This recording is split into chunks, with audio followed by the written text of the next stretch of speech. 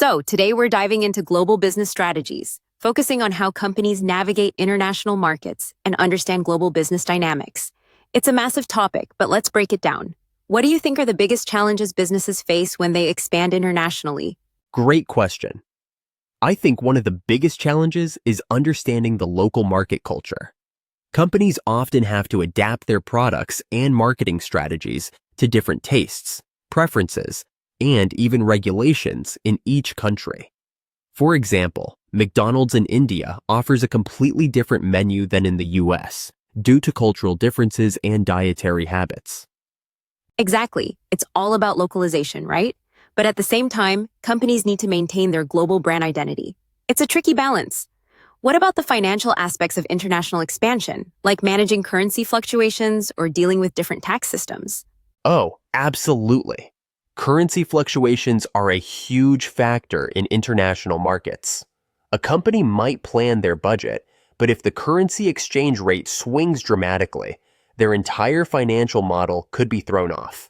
It's why companies often use hedging strategies to protect against these risks. And don't get me started on tax systems. It's a maze of different regulations. One wrong move, and you could end up paying a lot more than expected. Yeah, international tax law can be a nightmare to navigate. But beyond the financial and cultural aspects, what about the competition? How do companies manage competition when they're stepping into foreign markets with established local players? That's where strategic partnerships can come into play. For example, when Starbucks entered China, they didn't just open shops, they partnered with a local company to understand the market better. Local knowledge is key when competing with homegrown brands. It's not just about selling a product, it's about integrating into the community. Definitely. I've also read that some businesses struggle with legal and political risks when expanding abroad. How do they tackle that? Is there a way to minimize those risks?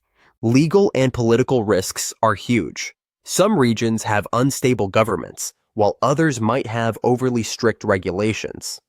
One way to minimize risk is by doing thorough due diligence before entering a new market. Companies also often engage in political risk insurance, or diversify their operations across different regions to spread the risk. But honestly, some risks are just part of the game when you're going global. That's a good point. It's all about preparation and managing uncertainty.